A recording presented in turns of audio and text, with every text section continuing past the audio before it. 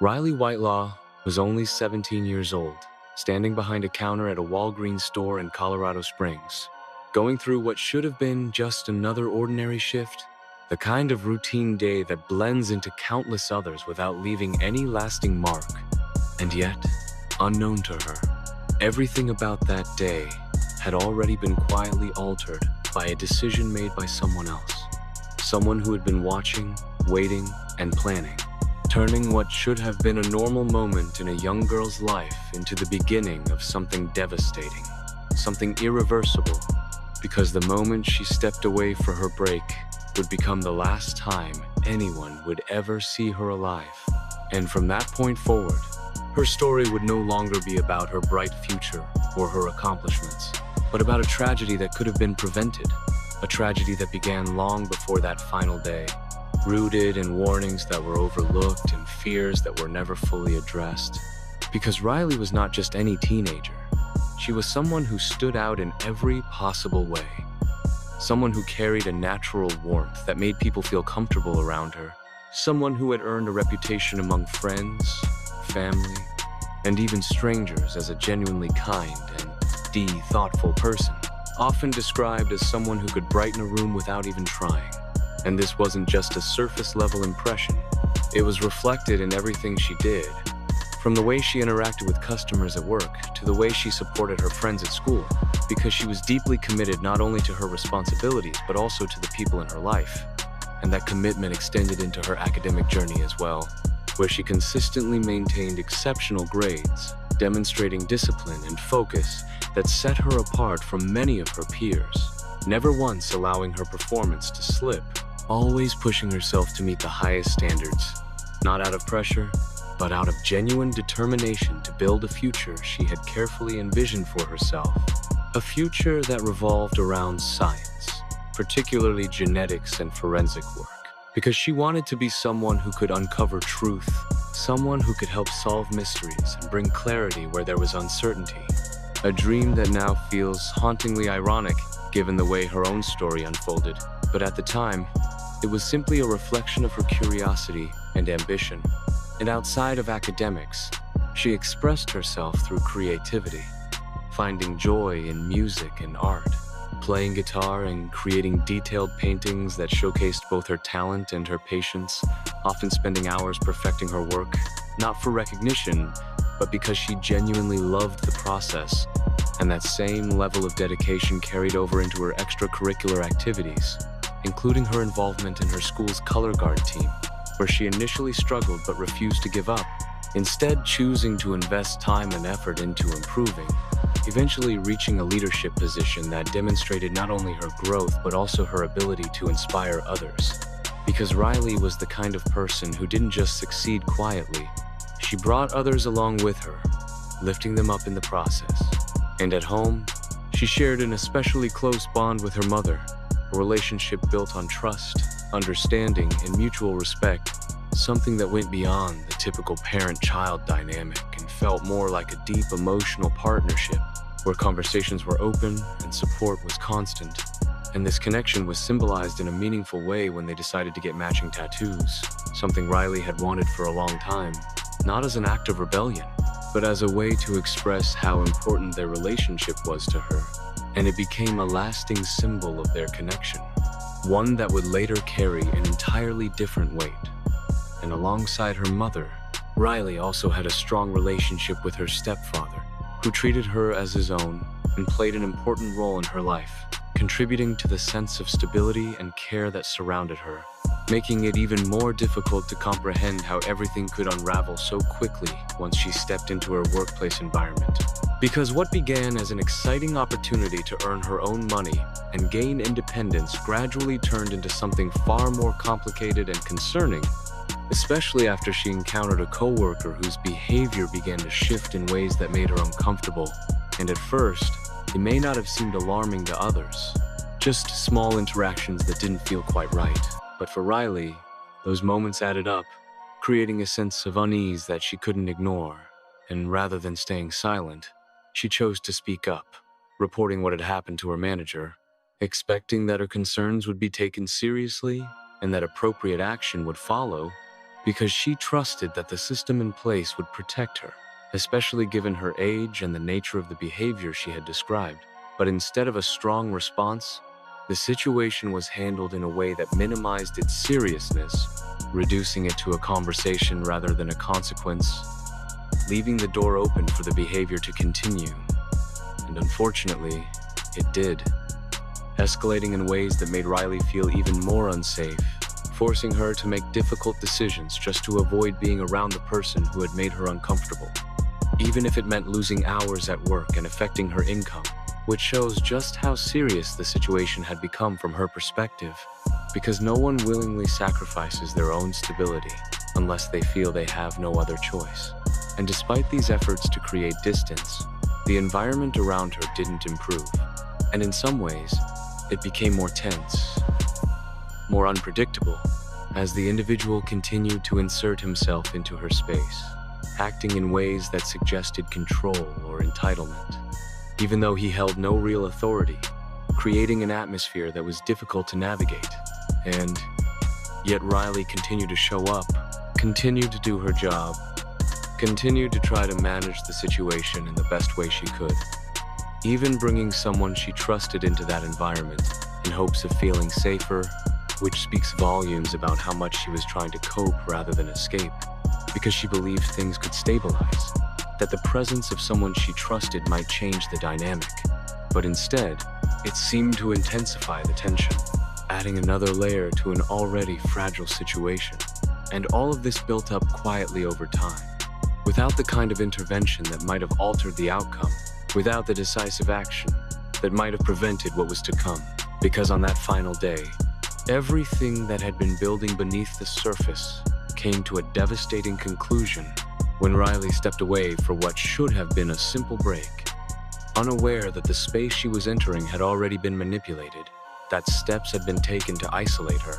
to remove visibility, to create an environment where no one could see what was happening. And when time passed and she didn't return, concern began to grow, leading to a search that ended in a discovery no one was prepared for,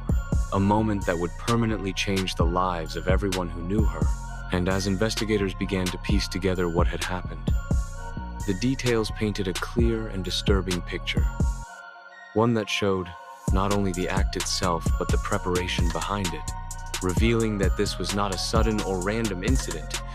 but something that had been deliberately set in motion, supported by evidence that contradicted any attempt to explain it away. And as the case moved forward, the focus shifted from uncertainty to accountability, with a legal process working to establish the truth through facts, testimony, and forensic analysis, ultimately leading to a conclusion that reflected the weight of the evidence presented, bringing a sense of justice but not closure, because no outcome could restore what had been lost. No sentence could replace the future that Riley had been building, and for her family,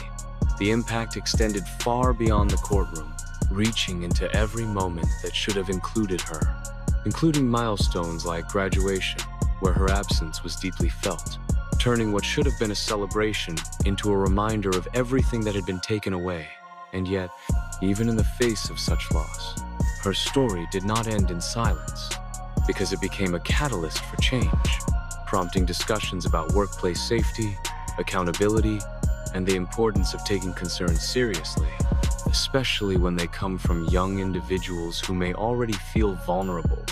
leading to efforts aimed at improving protections and preventing similar situations from occurring in the future, ensuring that what happened to Riley would not be forgotten, and that her voice, even in absence, would continue to influence the systems that are meant to protect others like her. As the investigation unfolded in the days following Riley's death, the weight of what had happened began to settle over the entire community, transforming a local tragedy into a story that reached far beyond the boundaries of Colorado Springs. Because it wasn't just the loss of a young life that shocked people.